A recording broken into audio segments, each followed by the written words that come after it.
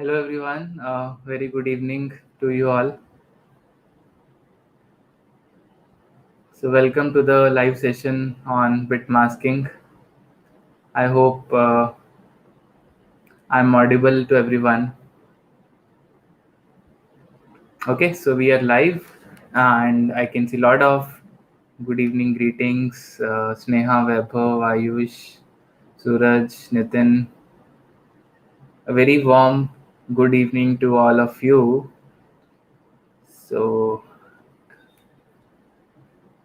uh, so we will discuss both the basics and we will also discuss the problems. Okay, let me know if I'm audible. Let me know if I'm audible.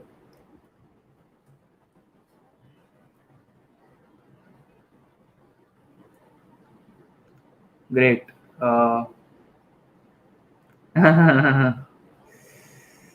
Meme based learning, yeah, so that's great. Okay,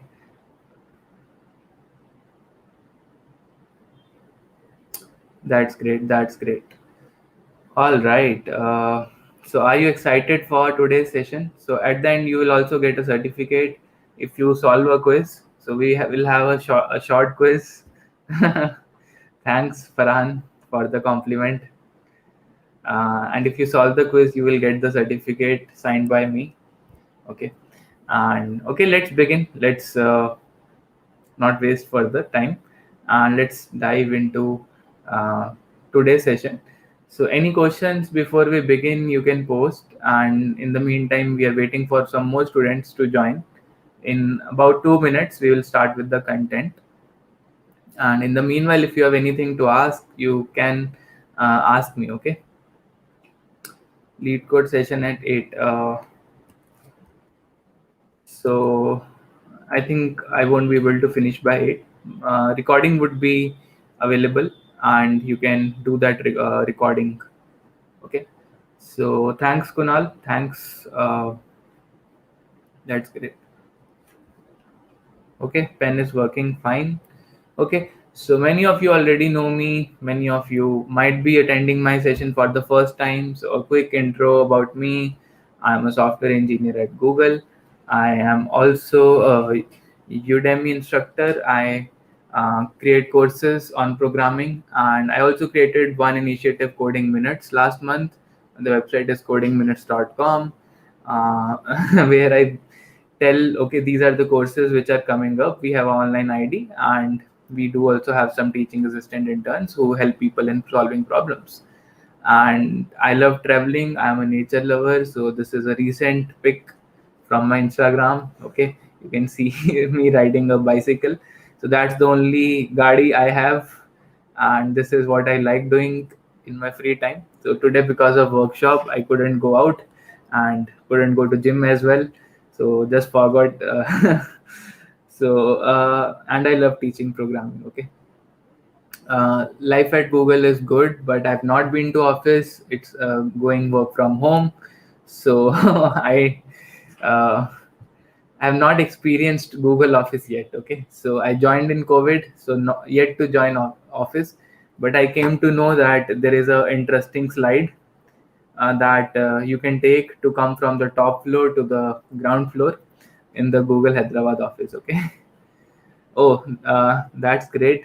Dheeraj says coding minutes ID is my default ID. So we are bringing more features. We are bringing the save functionality so that you can log in and save all your codes in one place. Uh, so great to know that people are using and loving the ID. Okay. Thanks, Sneha. Mm, it's been some time I've joined Google. Okay. I'm also from Hyderabad. Okay, that's great to know. Okay, so let's talk a little bit about coding minutes. So at coding minutes I started with one course last month.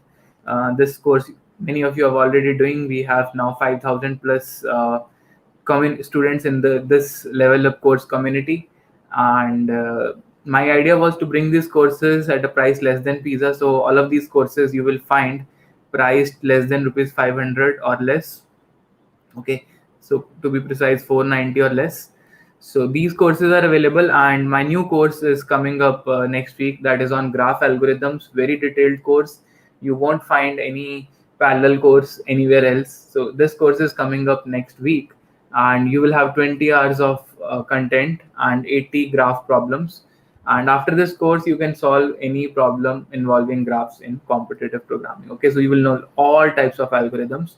So this course will be available next month or next week.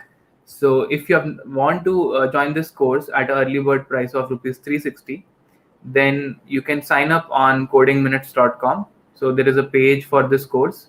Go to codingminutes.com and sign up after this workshop, and we will send you the coupon code through WhatsApp and email. Okay, so that's about the courses. And you can see this is a website where you can find all information about the courses, discount coupons, and everything.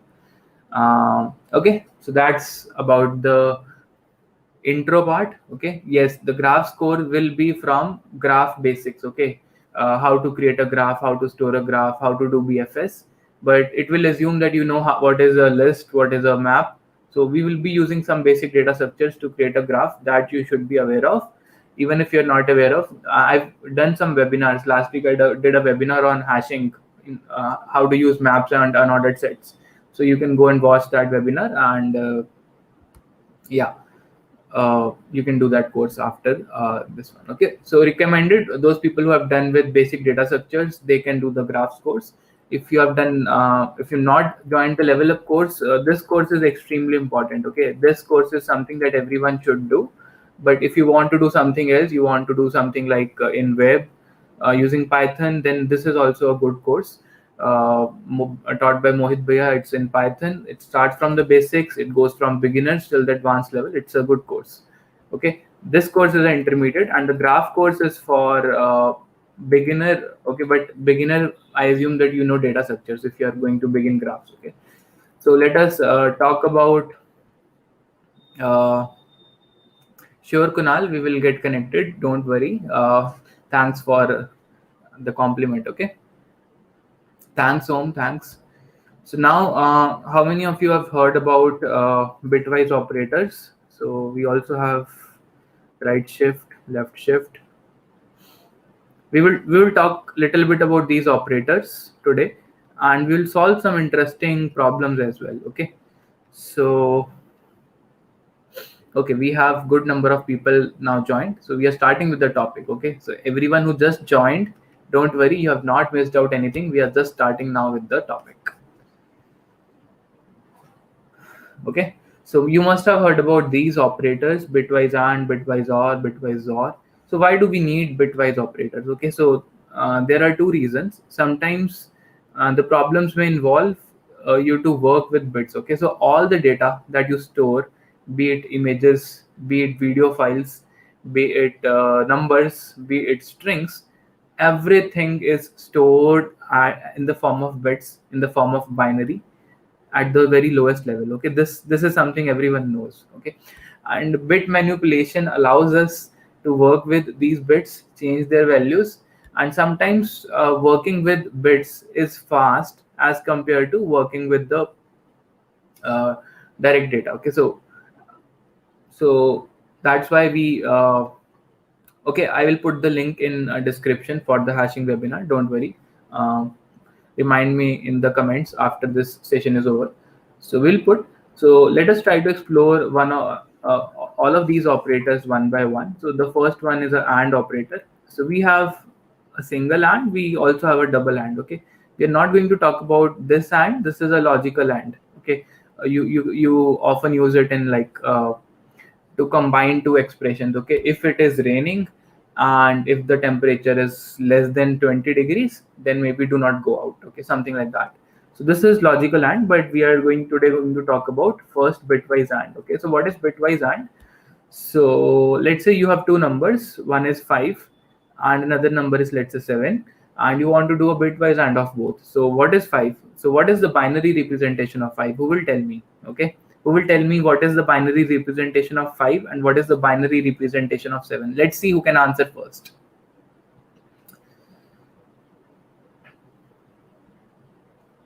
Come on. Okay, So 5, it's going to be 101. Okay, and 7, is going to be 111. So what is the meaning of doing a bitwise AND of two numbers? So bitwise AND basically acts like a AND gate. So if the both bits are set, then the resulting bit is 1, and if one of them is 0, then the resulting bit is 0. Again, both bits are set, so the resulting bit is 1. So if I say, okay, just print what is 5 and 7, I'm going to get this number, and this number actually represents 5 again. So the output of 5 and 7 is going to be uh, this thing. Okay, so basically 1 and 1 is 1, everything else is 0. Okay, so 0 and 1, this is 0, 1 and 0, it's 0, 0 and 0, it is also 0. So okay, one very important use case of AND is to check whether a number is odd or even. Okay, so we can check whether a number is odd or even. Who will tell me how we can check whether a number is odd or even? Okay, so let us try to write some odd numbers. So 1 is like 0001, 2 is like 0010, 3 is 0011, 4 is 0100, okay, 5 is 1001. Who will tell me how I can check whether a given number is odd or even? So Gagan has given me the correct answer, Sudeep has given me the correct answer, great job. So even bits, even numbers like these, they have this last bit as 0. Okay, so even numbers have last bit as 0.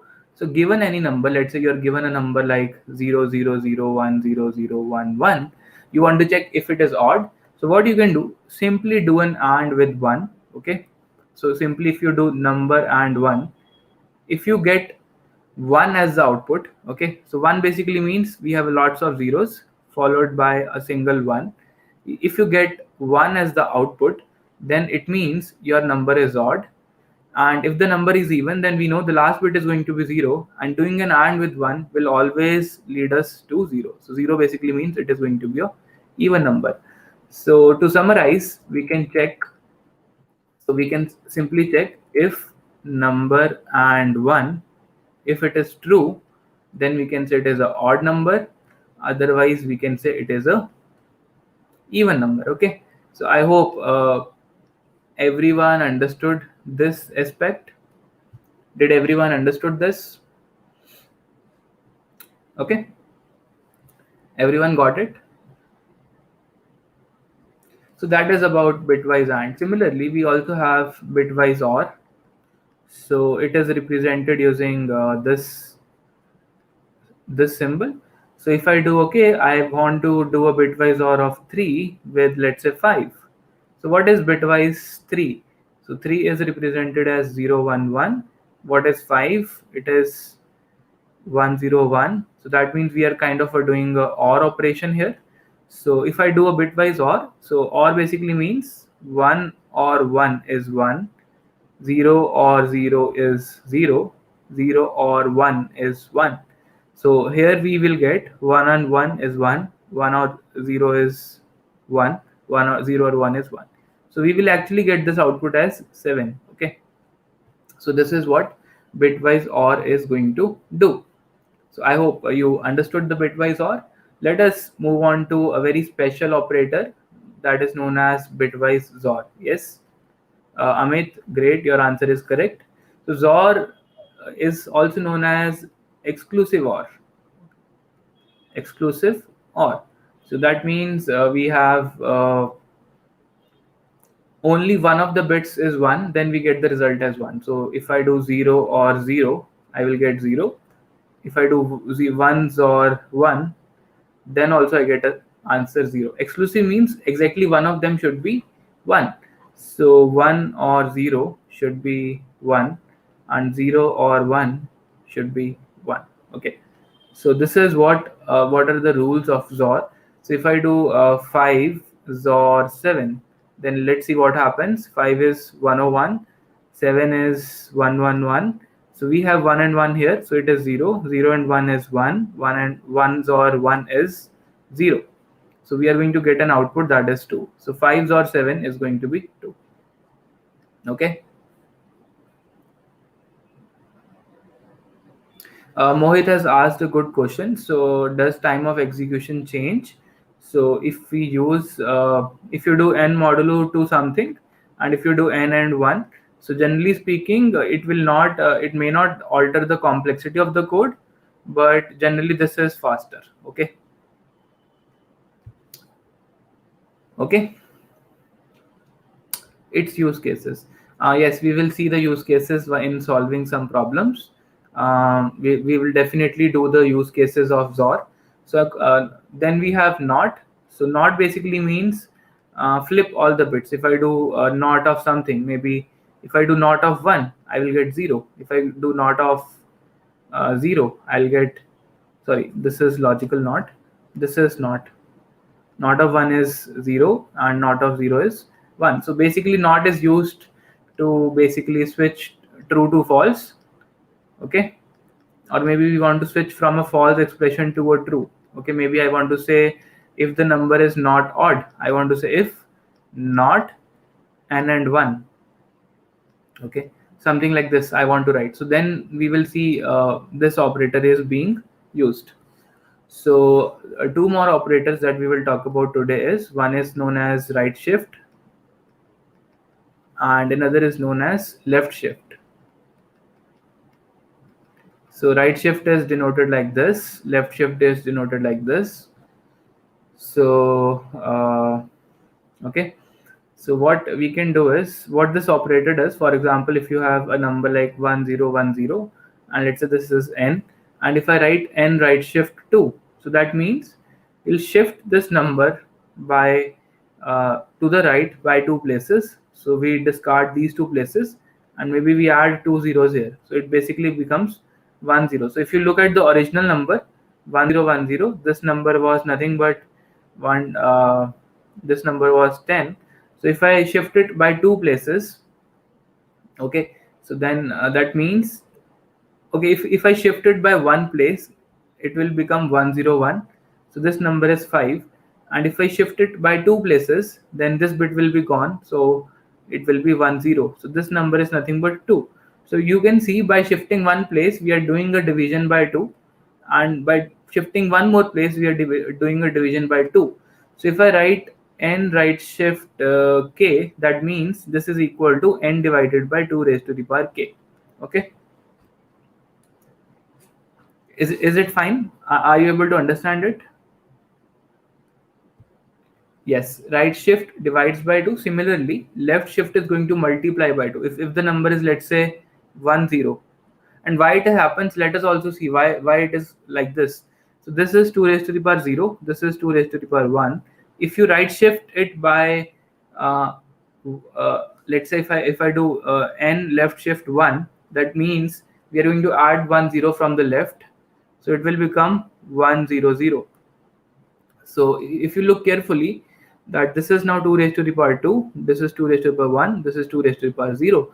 So whatever powers we had, they got multiplied with 2. Okay, if I left shift 5 by 1, okay, if I say 5 left shift 1, so that means we are adding a 0 here.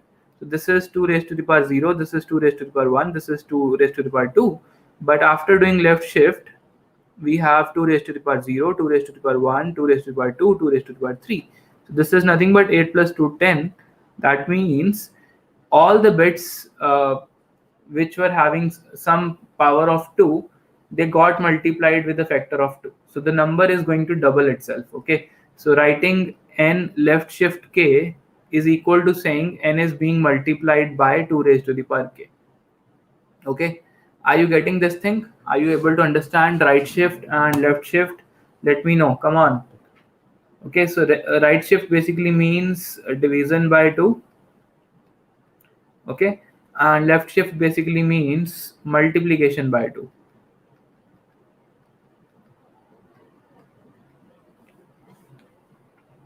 Okay, that's great.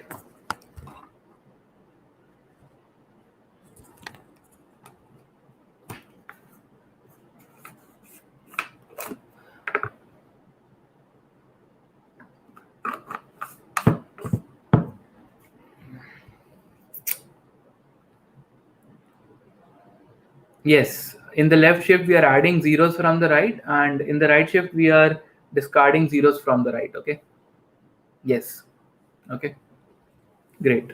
So I hope now you understood. For example, maybe in binary search code, some people write, I want to find out the midpoint. Okay. So you might have seen this kind of a syntax: int mid equals to start plus end upon 2. So the next time while writing this, you can instead write it like this: mid is equal to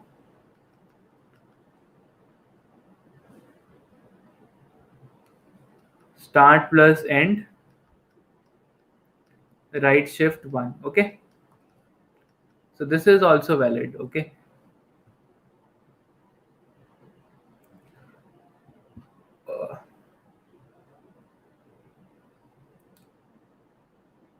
So it doesn't, I think it will not change the sign bit. Okay. It will not change the sign bit. Okay.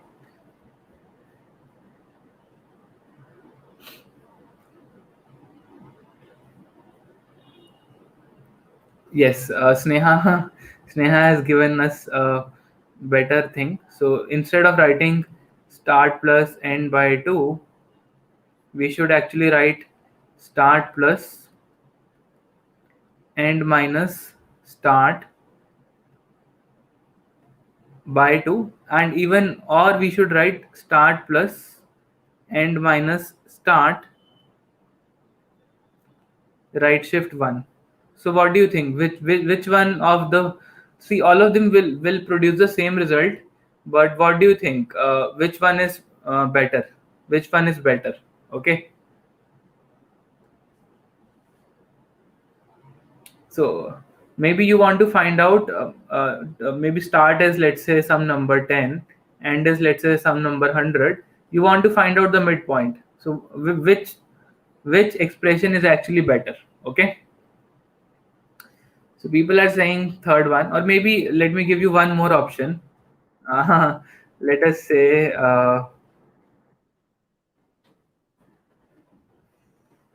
the last one. Okay. Second and third are different. No, they are same. Okay. So what you are doing, if you talk about the first method, or let me also write one more method here. Let me say start plus uh, end right shift 1. So now tell me which one is best, first, second, third, fourth. How they are different? Okay, good question. How they are different? So all of them are going to produce the same result. This will give you 55. This will also give you 55. This will also give you 55. This will also give you 55. Okay. How? But the question is how they are different. So people are saying third one. So yes, I think this one is better, better expression. Why? So if you talk about this one, if you have large numbers, okay, if you have large numbers, maybe you're doing something like 10 power 8 plus 10 power 8, and if it is an integer, then this can lead to overflow. Okay, this can lead to overflow because we are adding two terms, which is going to make a bigger result. Okay, but we know that our midpoint, okay, will always lie between start and end. Okay, but if you add these two terms, they may end up exceeding the range of integer, and the answer would become negative or something like that. Okay, so it's generally recommended not to use this one, either use this one or this one. Okay, but between these two, so if you just open this up, so what we are doing subtraction, we are not doing addition. So we are actually doing start plus end by 2 minus start by 2. Okay, so this is equal to start plus, this is equivalent to start plus end by 2, but we are doing subtraction, and here we will not do any overflow. Similarly, here we will not end up getting any overflow. But the good thing is we are also using the right shift operator, which is fast as compared to the division operator. Okay, and this will again lead to the problem of overflow. So talking about these expressions, this one is the best. Okay, that's great. Okay. Yes. Uh, Second and third will present overflow. Abdul, you're right. That's great. Okay. So ideally, as a competitive programmer, you should use the third one. Okay. Now you have a basic idea of bitwise operators. What we will do, we will solve some problems. The first one is we will write a function to count set bits in a number. Okay. We'll write a function to count set bits in a number. Okay, let's see how we can count set bits in a number. Let's say we are given a number. Let's say the number is 10. So we can say it is 1010. So one thing we have learned is we can know what is present at the last bit. So by doing an AND with 1, we'll get an answer that this result is 0 or 1. Okay, so we will get this result as 0. But what we can do, next time we can discard this bit. So firstly, what we got last bit. We got a last bit by doing n and 1. Then we can say, okay, we know what is last bit. We can say, okay, maybe initial count is 0, and we will write a loop. So count plus equals to last bit. Okay. So if the last bit is 0, count will not change. But if the last bit is 1, the count will change. So this is what we get in the last bit. Next time, what we do a right shift. We say, okay, n equals n right shift 1. So we are discarding this. Now, and will happen with this one. So this would be 1. So our count would become 1. Okay. Next time, we again do a right shift. We discard this one. The and will happen with this bit. So we'll get a 0 here. And we can say count will increment with 0, so count will not change, so the count is still 1. Next time we do a right shift, we discard this, and now if you do an AND, you will get a last bit as 1, so your count will increase by a factor of last bit, so your count will now become 2. And you can see you will do a right shift again, and this number would be 0. So what we can do, while this number is greater than 0, we'll find out the last bit, we will add it to the count, and we will do a right shift. Okay, so this is a very simple algorithm to count.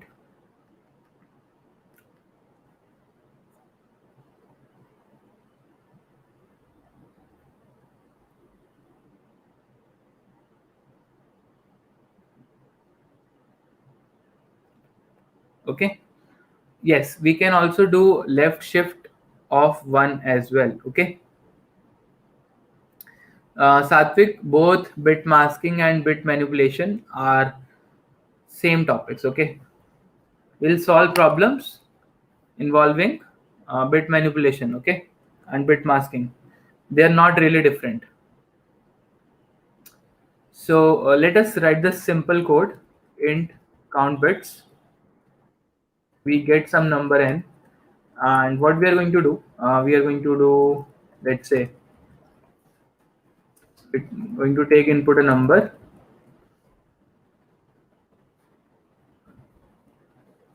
while n is greater than 0, and let's say int count, it is equal to 0. So we can find out the last bit and add it to the count. So I can say int last bit equals to n and 1, and I can say count plus equals last bit and do the right shift, n equals to n right shift 1, and I can return count. That's it. And here we can do cout count bits, and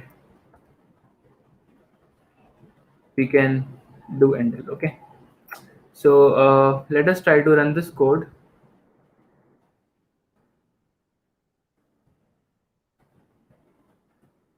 If I give input 10, I get an output 2. If I give input 15, I get an output 4. And maybe if I get 21, then I get an output 3. So that is perfectly fine. So any doubts in this one? Any doubts you have? You can ask.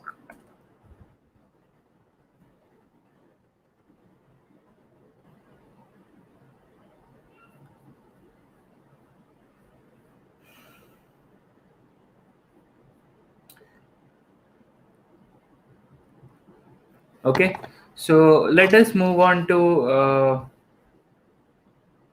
another question. Now this is going to be a bit advanced. Okay, how n and 1 is giving the last digit. So Sheetal has a doubt. Hey, we are talking about set bits. Okay, Devang, we are talking about set bits. That means the number of ones. Okay, so if 10 has 4 bits, out of out of them 2 are set bits. Yes, it can be done it using recursion. Okay, any iterative code can be converted into recursive code.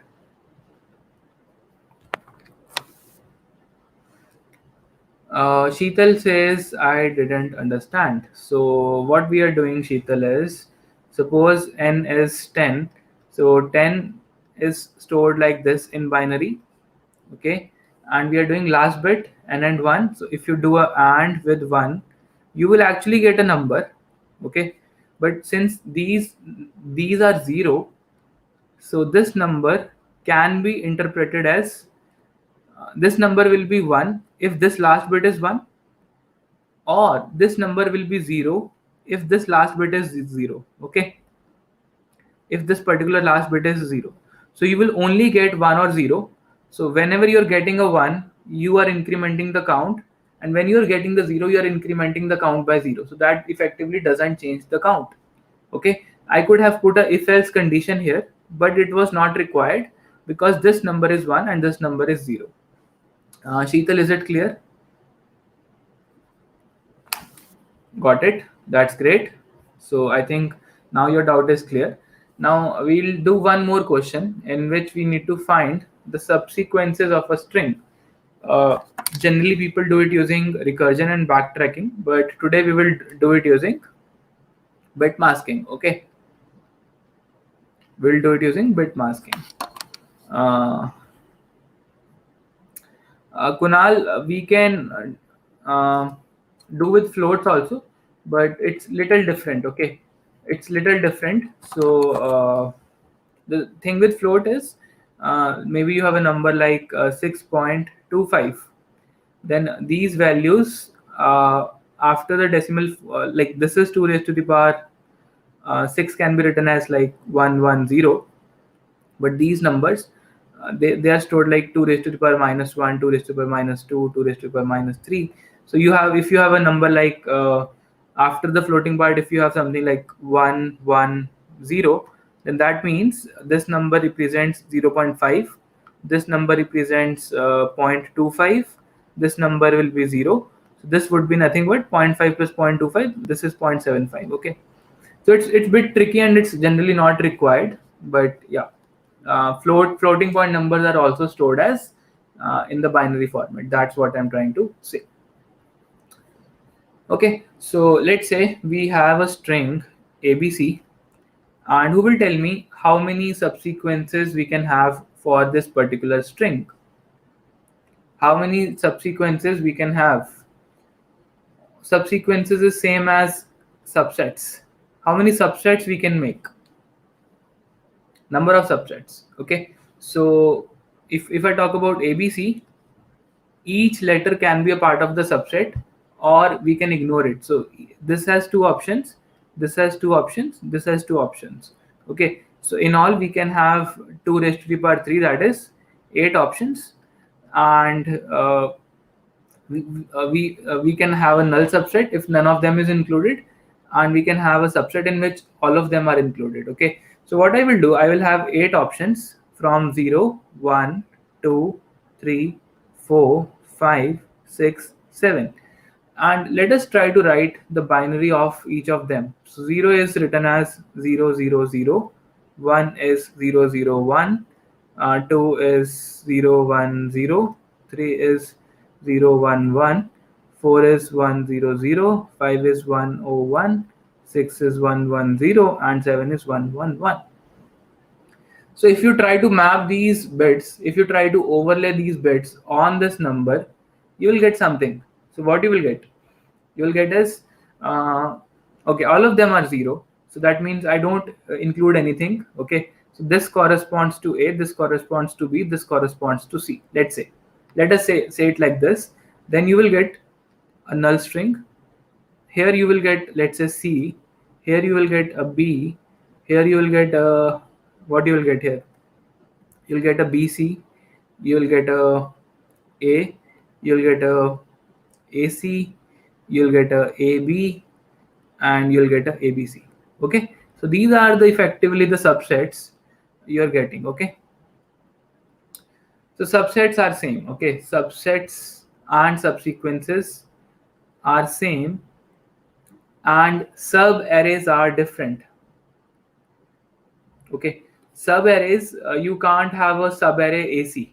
Okay, AC is not a sub array, AC is a subset, or it is a subsequence.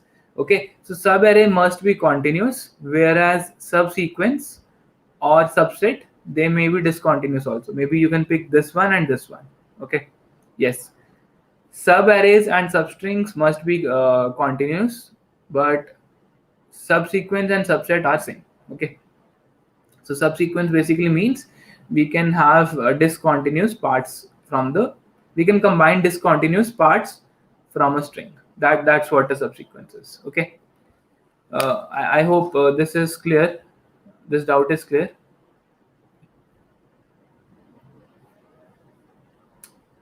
All right.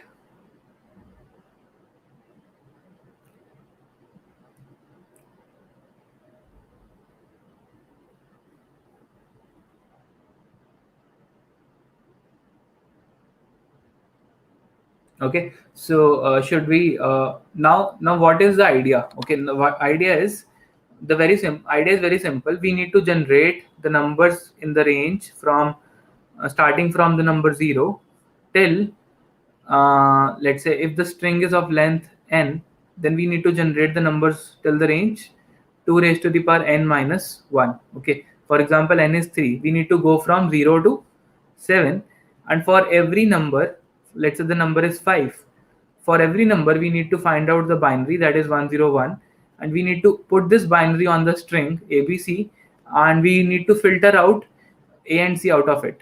Okay, this is what we will do. Are you able to understand it, what we are trying to do?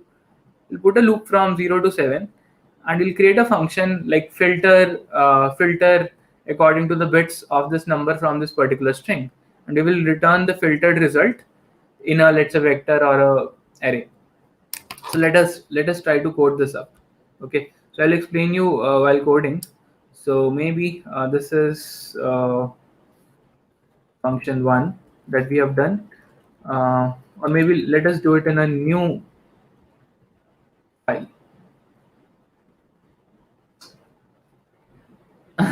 Okay, so maybe I will call it as filter bits, and let me make it as a void function, and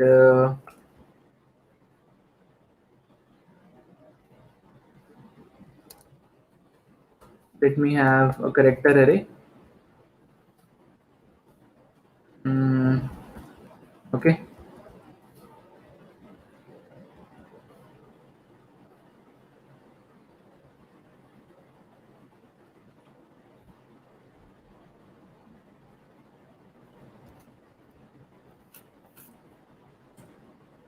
so what I will do, I'll find out the length. Let's say the length is 3.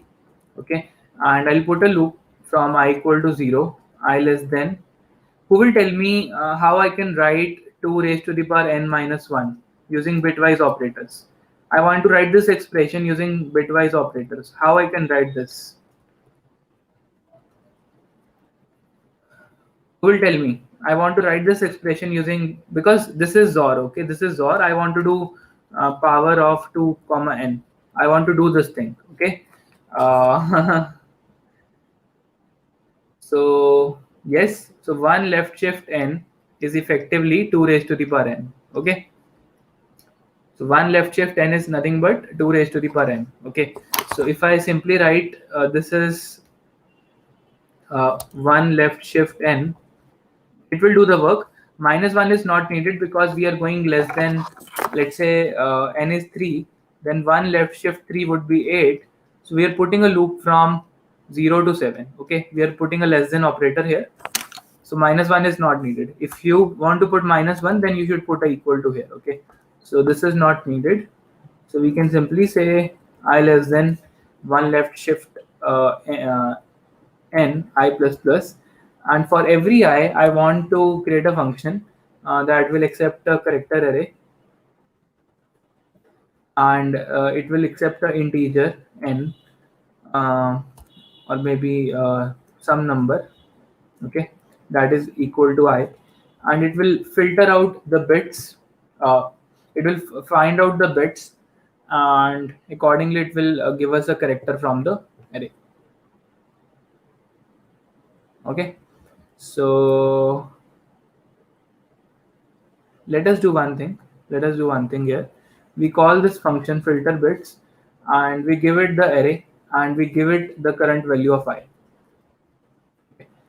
And let's see how we can write this function. Now, in this function, what we will do, we will find out all the bits. So while number is greater than 0, we will find out the last bit. Last bit is n and 1. Okay, and if the last bit is a set bit, then we can say, okay,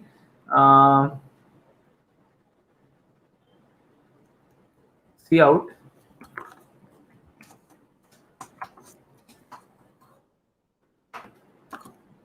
So what I'm going to do, let's say the number is 101 and the string is ABC. So what I can do is I can find out the last bit, which is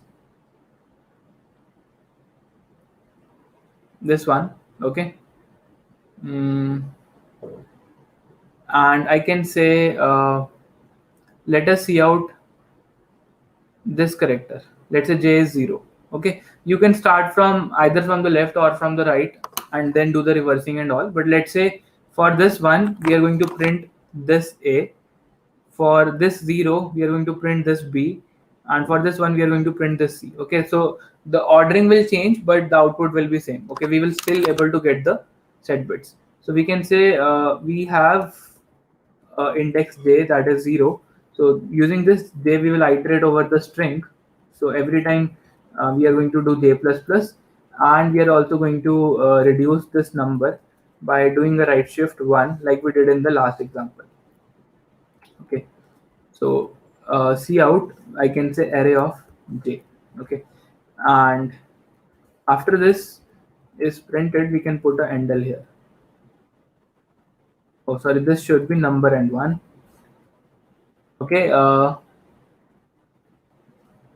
error in line number 10. What's the error? I think yes, it will give the binary representation in the reverse order, which is perfectly fine. Our idea is to print all the subsets. So you can see we are getting all the subsets. Okay, are you able to see y number and 1? So what we are doing here is let me explain you. If the number is, let's say, 5, so we are doing 101 and we have ABC. So we said, okay, extract this bit and print A. So this bit is gone and A is printed. So for this we are moving a J pointer, but for this we want to extract the next bit. Okay, so what we did, we discarded this bit, we came here. So the next is 0. If the last bit is 0, we don't do anything, we increment J, so J goes to C. And next time we say, okay, discard this by doing number equal to number and 1. So this removes this bit and J is pointing to this. So we say, okay, last bit is 1. So cout array of J. So array of J is now C. So for 5 we get an output AC. Okay. So similar thing we did for all the numbers from in the range 0 to 7, and we got an output. Okay. I hope this is clear now. Come on, tell me.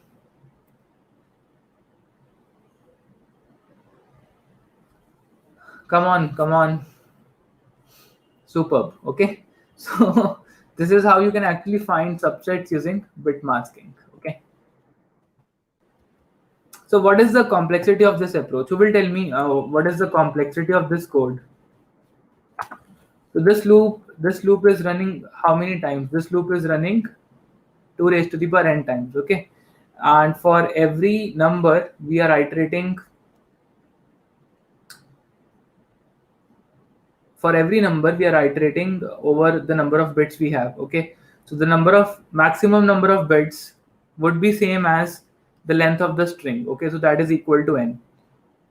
Okay, we are iterating over this string 3 times, so this is 2 raised to the power n, and this function is taking n time, so it is order of n into 2 raised to the power n. Okay, so this is the complexity of finding and printing subsets. It is not efficient. It is, you can say it is efficient in terms of space. If I talk about backtracking versus bit masking here, okay, so what you can see is both have exponential complexity, but this solution has order 1 space, but this would have a call stack, and due to call stack the maximum depth would be order n, and this would have order n space. So yes, in terms of time it is equally bad, but in terms of space it is good. Okay, yes. So backtracking will take recursion stack, but here we are not taking recursion stack, we are just doing it without taking any extra space. So that's correct. Ahmed, your answer is correct. Great. So I hope this solution is clear to you. Okay. So you want some more problems? Okay. So let us solve a very simple question. Uh, Memory limit exceeded error. So you may not get this error because n would be a small number, because it has an exponential complexity, and before that you will get a TLE. Okay.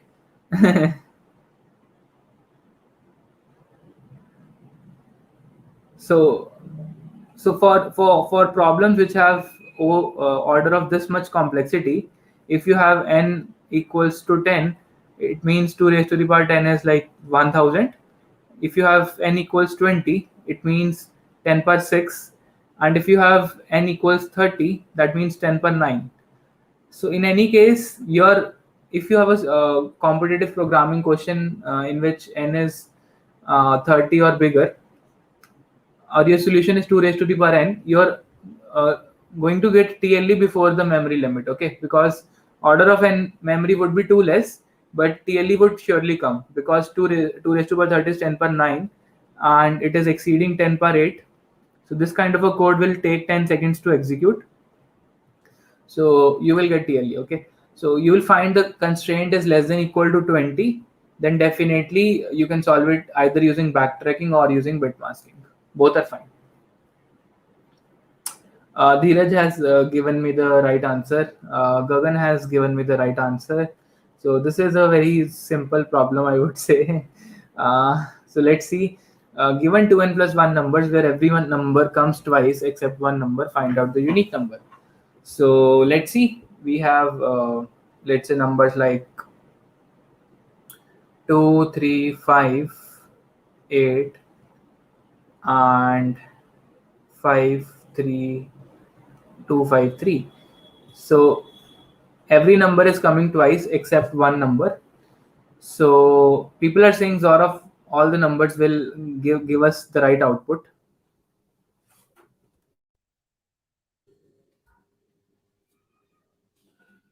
Hey guys, just give me just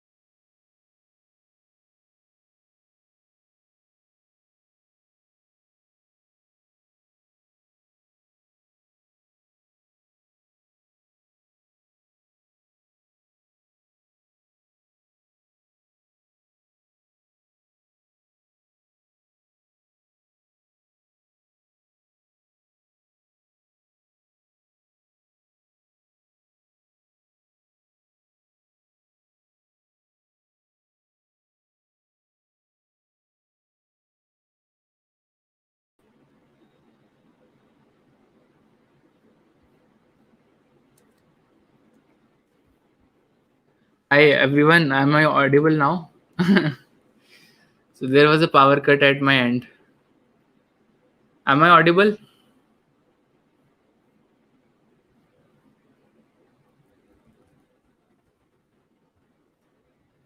Okay, great. So we had to switch to a power backup. Fortunately, we had a backup, and so we are having too many power cuts these days. So yeah, we'll resume at 8. So maybe some people have left the session, but people are coming back. So maybe 2 3 4 minutes. If you want to talk about something, ask me anything. Now is your time. I will start teaching at 8 only. We still have 3 minutes. Okay, we'll resume at 8, but you can ask any questions if you have.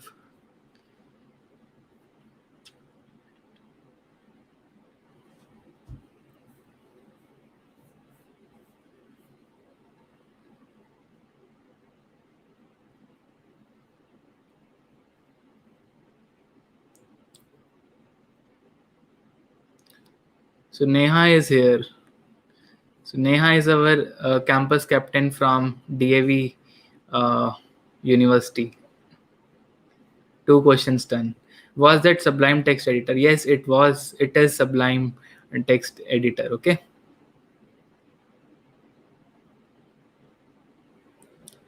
By a CTC. See, you just Google it up and you'll find CTCs of all companies. Okay, so I think there is a website called levels.5, levels.5 that has pretty accurate data on CTCs. Okay, Glassdoor data is not that accurate, but levels.5 I find is accurate. Okay, so what we were doing, we were discussing bit manipulation and we were solving some problems. There was a power cut, and I asked students to come back at 8. So we'll start again in 2 minutes. I've not seen hiring questions for lawyers. No. How to get ML job as a beginner? It's difficult. So ML jobs require a lot of expertise.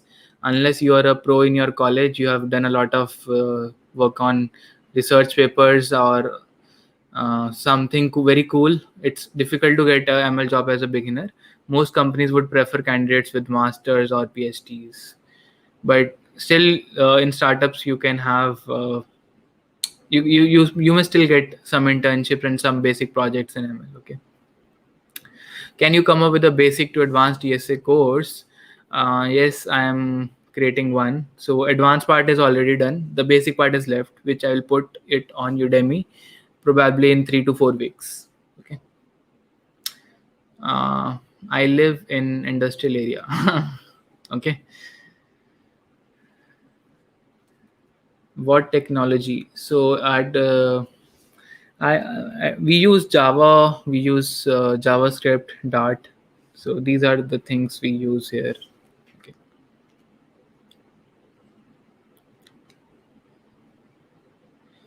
See, Devang, you don't need to memorize the questions. Okay, you don't need to memorize the solutions. What you need to remember is what are the tools you have, what are the data structures you have to solve these problems. Okay, the common problem solving patterns is what you need to remember. It's okay if you are not able to solve a particular problem because you don't remember the solution. It is not expected. Okay, coding is not a memory test. Every time you'll get a new problem to solve and you have to come up with a solution. And it in interviews it is not that every time you have to come up with the most optimized solution. It's a relative process. You will be compared based upon what others have answered. Okay, for a similar problem, it's a hard problem. It's okay if you come up with a brute force solution as well. Okay. Okay, so let's begin with the session. Let's continue from where we left. Okay, so we were doing this question, unique number 2, and now let us so do I need to discuss this one? We have already discussed this one. So shall I skip to next problem? So this is an interesting problem. Okay.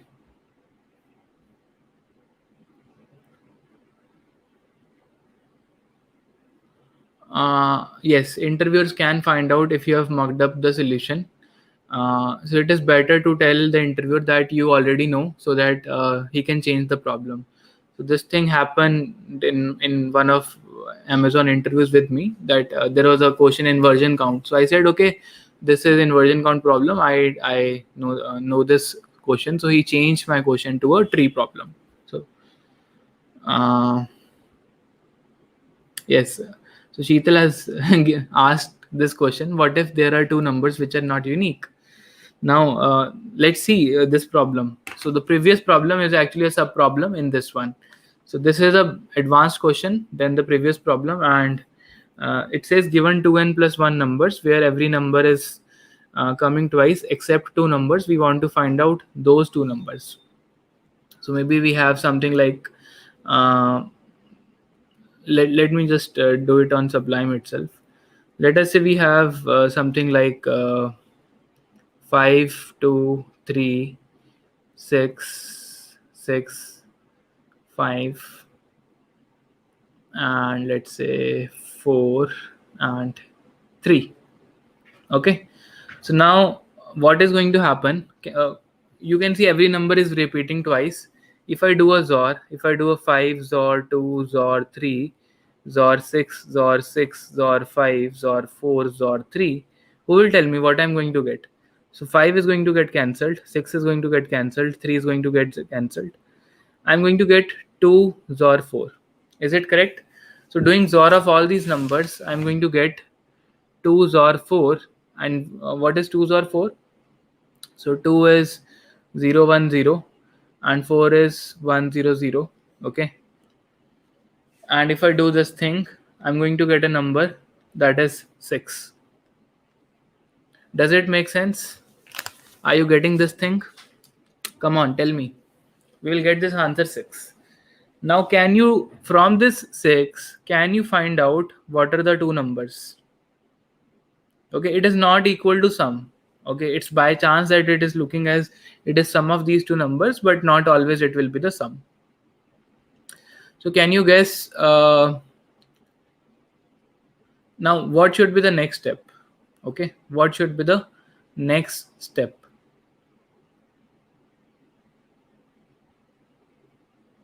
Dheeraj says if we modify the question to one missing number and one repeating in range 1 to n, then how do we find the numbers? How do we reduce this? Okay, we don't know what numbers are repeating. Okay, we can do it using hash map and all, but we want to do it using bitwise operators without taking up extra space. We'll try to separate them into two parts.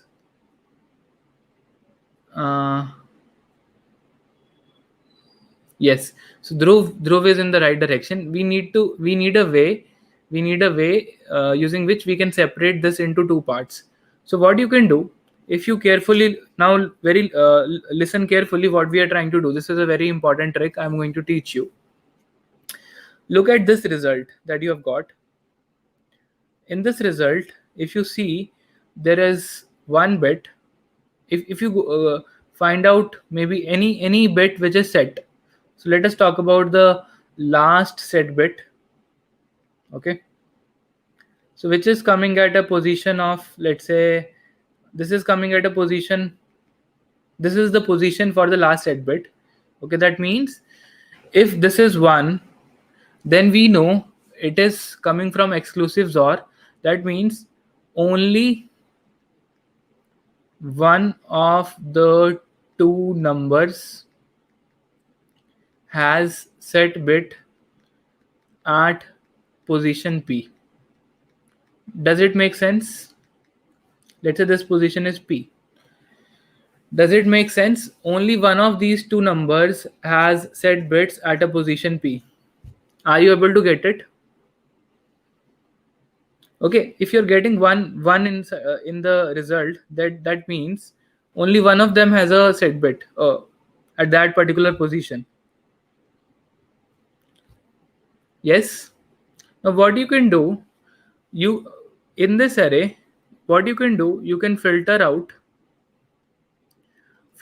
numbers which have a set bit at a position P. Okay, so let us write the binary for each of them. So 5 is 101, 2 is 010, this is 110, 6 is sorry, 3 is 011, 6 is 110, 110, 101. What is 4? What is 4? 4 is 100, and what is 3011? Okay, now filter out the numbers. Okay, and let us put these numbers in a set. Okay, let's say there is a variable set A. It's not a set, it's just a number. So we'll say start doing XOR of these numbers. We say, okay, set is 0. We'll filter out these numbers. So do we have a 1 here? No. 5 may we don't have a 1. Do we have a 1 here at position P? Yes. So we put 2 here. Do we have a 1 here? Yes. Do we have a 1 here? Yes. Do we have a 1 here? Yes. Do we have a 1 here? No. Do we have a 1 here? No. Do we have a 1 here? Yes. Okay. So if you do the XOR, 3 will cancel out, 6 will cancel out, and in the end you will get 2. So you got a number 2. So that is your one unique number. So this is unique number 1. How do you get the second unique number? So now you already know this result is 2 or 4. So if you XOR it with 2, you will end up getting 4. So this number is unique number 2. Did you understand this logic? Did you understand this trick? Come on, tell me.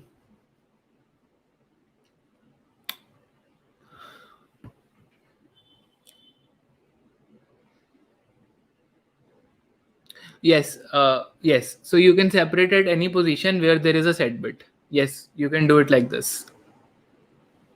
Dhruvil, you can pick any set bit in the result and you can separate it, the numbers in 2 sets, and then you will get the result. Okay.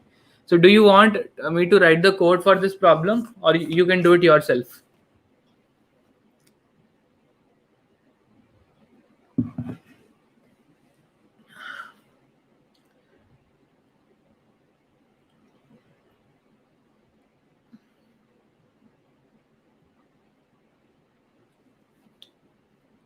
People think we can do it. Please explain the separation part.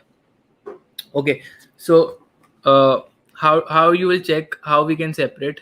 Okay, some people want me to code, so I will explain the separation part along with the code. So let us quickly see the code as well. uh,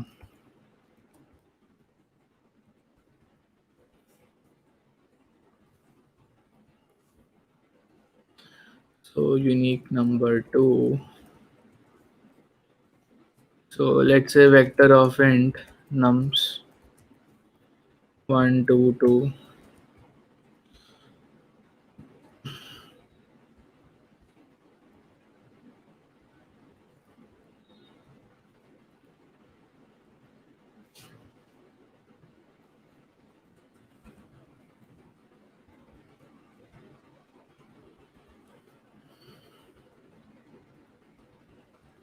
If the unique number is 3011 and XOR with 100, that is also doable. Okay, that is also doable.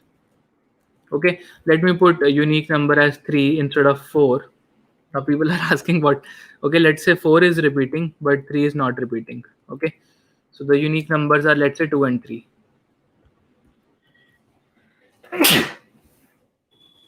Oh, so you don't know vector, so let us make it array only. Now it is clear.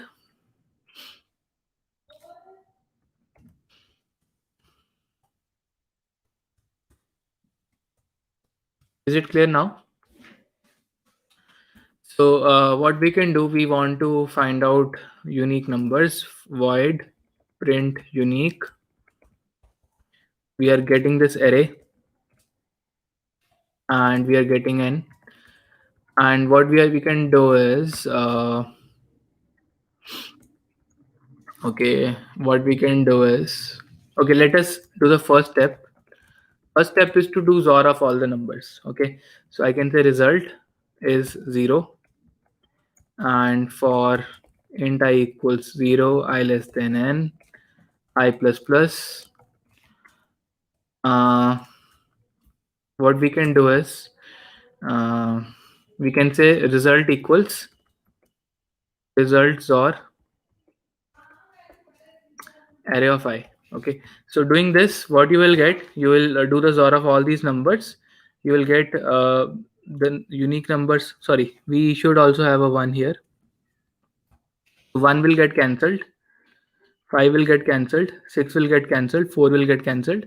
So effectively we'll get 2's or 3. Okay, so 2 is 1 0 and 3 is 1 1. So effectively this would be 0 comma 1. So what we can do, we'll get this as a set bit. So at least one set bit you will always get, and we can separate based upon this set bit. Okay, we can separate based upon this particular set bit. So what I will do, I will find out the position of the set bit. Okay, find out the position of set bit. So I can say int position equals 0, while uh, maybe I will create a copy of result. So temp equal to result. So while temp is greater than 0, okay, and I can say if temp and 1, if the last bit is 1, I will simply break. Otherwise I will go to the next position.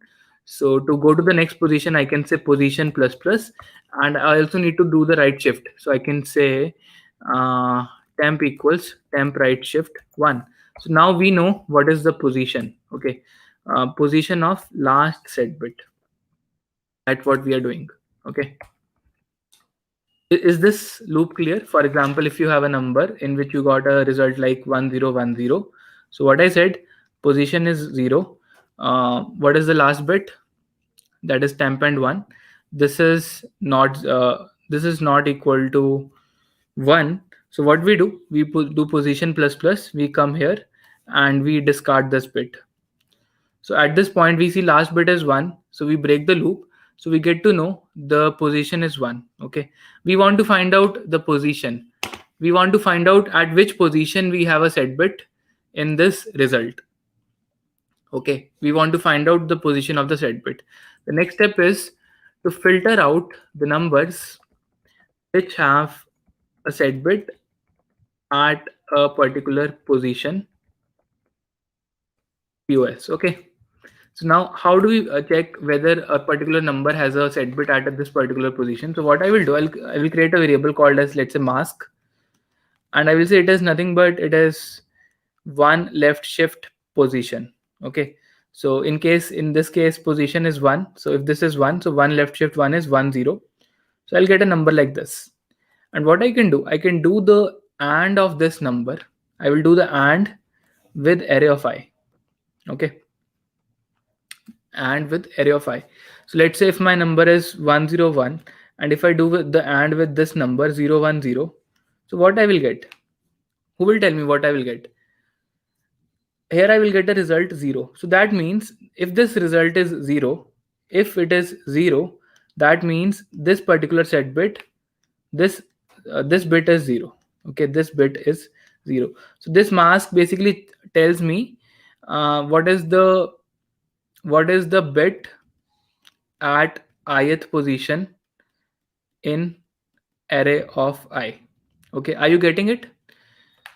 If I do a AND with a particular number, if I do the AND of this array of I, and I do a mask here, okay, so if I do a bitwise AND here, I will get to know whether the position has a 0 bit or 1 bit. Are you getting it? Are you getting it? Otherwise, if this bit is 1, we will get some number which would be, let's say, greater than 0. It will not be 0. It will not be 1. It may be 1, but it would be something not 0. Okay, are you getting it? So this would be 0 if and only if this particular bit is set to 0. Are you getting it? So what I can do, I can say for int I equals to 0, I less than n, I plus plus.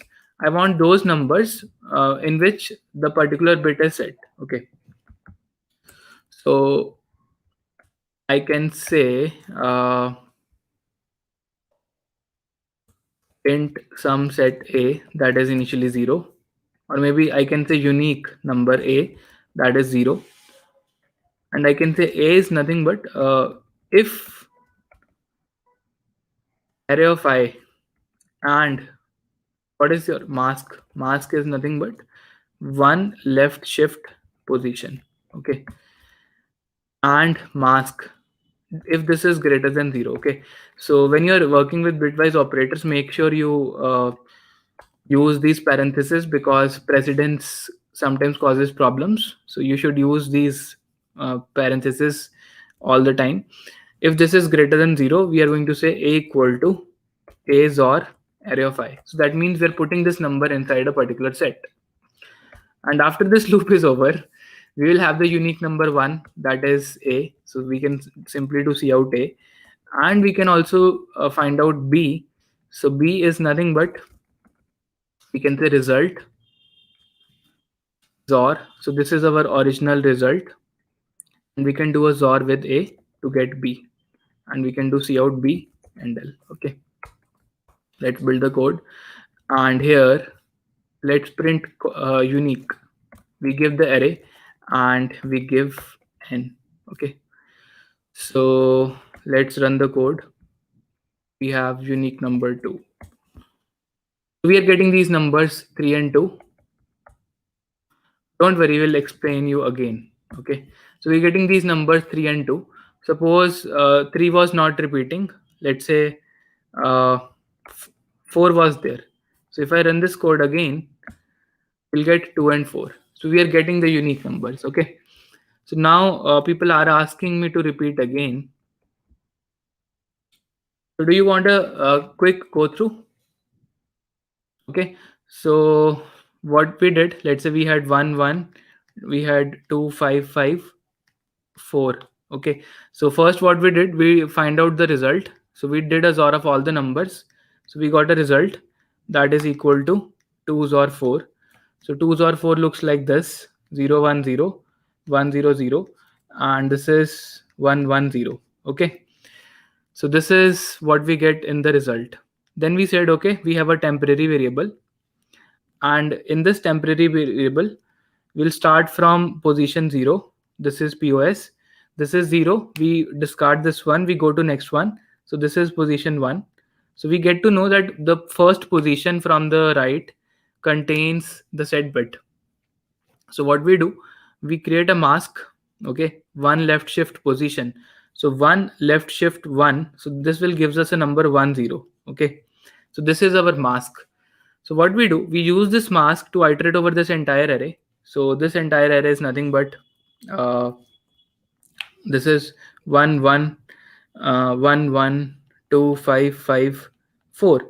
So this mask this is 0 0 1, and you're doing a AND with 0 1 0. Okay, what you're going to get, you're going to get a number 0. Okay, then here again you're going to get 0 0 0. For 2 0 1 0 and 0 1 0, you're not, this is non-zero, this is not equal to 0. Similarly for 1 0 0 1 and 0 1 0, you're going to get 0, you're going to get a 0. And for 4, what you are going to get, 1 0 0 and 0 1 0, you're again going to get 0. So when you're doing a XOR, okay, when you're going to do a XOR, you will get 2 along with some numbers which are repeating. Okay, so effectively, so your a, finally a would be 2, the value of a would be 2, and your result you already know is 2 XOR 4. You can do a XOR here, and you can get the other number b, that is 4. Okay, so you got it now. Okay, so there is another way to do it. If you don't want to do it here, you can say else. You can create another number b here, and you can say put all other numbers in set b. So you can say b equals to b's or array of I, and if you do it, then the numbers which have set bit at a one location, they will come in a, which don't have a set bit in one location, they will come in b. Okay,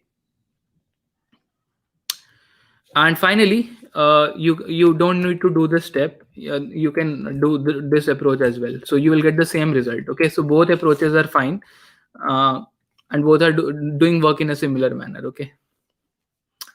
Okay, so I hope it is now clear. I hope you understood this problem. Okay, now we have one homework question for you. The question is very simple. You're given a number in binary. Okay. Sheetal Shrestha, you can point out the exact thing where you are having a doubt. I will try to repeat. Okay, you're given a uh, you're given a number. Let's say 10101. You need to convert it into, let's say, decimal. Okay, using bitwise operators. Using bitwise operators. Okay, that mask. Okay, that mask. Okay, I will just tell you how to how to create a mask. Okay, what is the funda of mask? Okay, uh, it's very simple actually. Okay, so let's say I want to check. Let's say I have a number that is 5. Okay, I have a number that is 5. I want to check the last bit. Okay. Okay, suppose I want to check the last bit. We said we can simply do n and 1. Okay, but suppose I want to check second last bit. What I can do, I can actually do n and mask, where mask is nothing but 1 left shift 1. This number is actually 2. This number is 2. Okay, so what is happening is when we are checking for the second last bit, for example, if you have a number 101011, so last bit, if we want to check, we can simply do a AND with 1. But if we want to check what is there at this particular bit, so what I want to do, I want a 1 at this place and I want a 0 at all other places. Okay, so how do I create this number? I call this number as mask, and I can simply do 1 left shift 1. So that means I will add a 1 0 from the right. So this number will become like this. And if I do a AND here, what I will get? I'll get 0 at all other places except at this place. So this place would be either 1 or it would be 0, depending upon whether this bit is set or not. Okay, so this is how I can check the second last bit. Similarly, I am checking for the pth bit. Okay, so for that I need to do n and 1 left shift position. Okay, so this is what I'm doing. Sheetal, is it clear now? So we are checking the value of pth bit from the last by creating a number which we call it as a mask. Got it?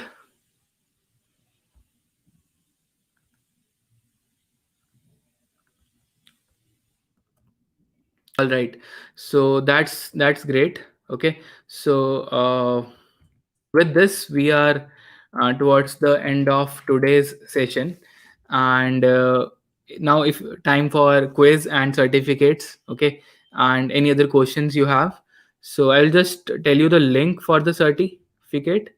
So the link to get your certi is bit.ly/ just give me a minute.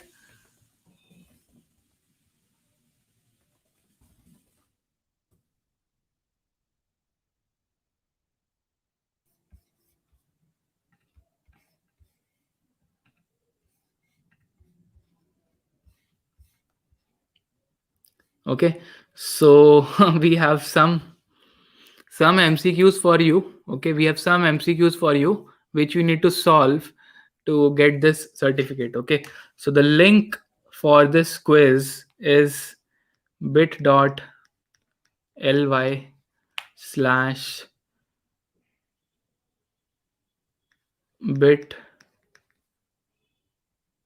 CERT. Okay, just make sure, just let me know if this link works.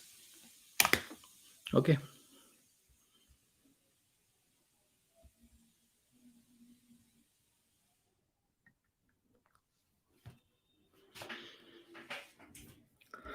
Yeah, I will put the link. Okay, I will put the link for the hashing webinar in the description. Okay. Okay, that then it is fine. Okay, so now you can uh, get your certificates after completing this quiz. And if you have any other questions, or if you want to ask me anything about coding minutes, or if you want to ask become a campus captain for us, then yeah, I'll put it in the chat.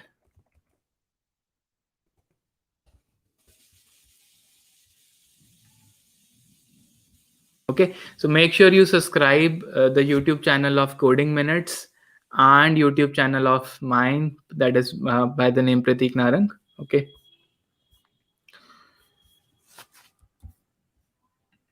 Okay.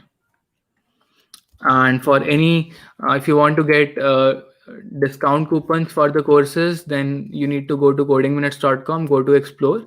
So every month we are going to update discount coupons, so you can get the discount coupon at this particular place for every course. Okay. Okay, now we have a question for web development and DSA. So Prashant, we do webinars almost every week. So all of these webinars are free. All you need to do is sign up for the webinars. You will get the notification on our LinkedIn page. And yes. Okay.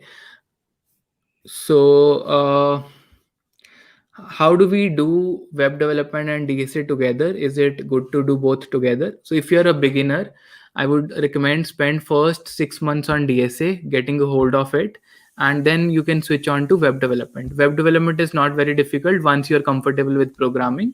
It will take you 2 to 3 months to learn the basics of web development. Okay, you can definitely do this, but I would recommend, okay, maybe from June to December you focus on DSA, and then 2 3 months in your winter vacation you can spend on web development. Okay.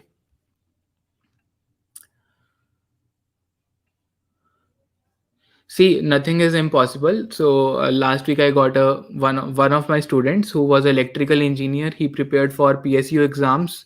Then he tried it for 3 years. He didn't clear the exam, and he was a 2014 pass out. Okay, but now recently he then he started working for a very less job of 20,000 rupees. But recently he prepared really well and got a job as a senior SDE at a salary of I think 25 to 30 lakhs rupees. Okay, so nothing is impossible. With your hard work you can do miracles. So I understand it's difficult for tier 3 students, also for people who are not in the software engineering domain, but it is not impossible. Okay. Pranav, I think with the job also, if you are able to get 10 to 14 hours a week, including it would be sufficient. Okay. And this course I've created, this is only 28 hours of course, and plus if you put similar time in doing practice, maybe let's say 40 hours of practice, you can really achieve a good level from this course. Okay. So how to get job calls? The easiest way is to find out the people in your network who can refer you. Otherwise it's bit tricky. Okay. Unless your resume is really exceptional, or so the best way is to go through referrals only. Okay. And also build a great profile. Okay, so that's all. Thank you everyone for joining me in today's session, and I hope you really liked it. um, we'll keep some more sessions. Do you want a session on graph algorithms next?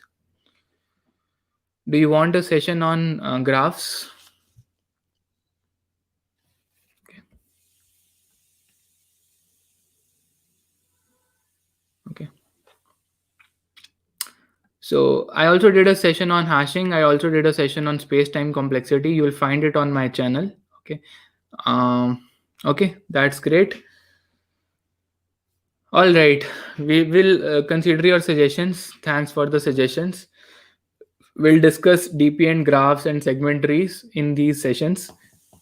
So stay tuned. Follow Coding Minutes on LinkedIn to get updates about these sessions. Okay. Bye bye. Stay safe. Take care.